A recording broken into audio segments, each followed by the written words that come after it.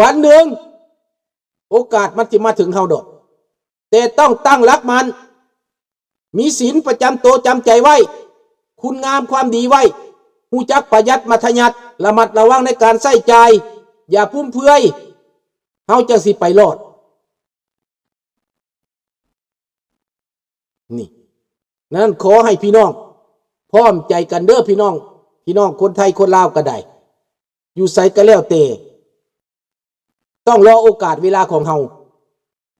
วันนั้นจะเป็นของเฮานะเฮาต้องช่วยกัน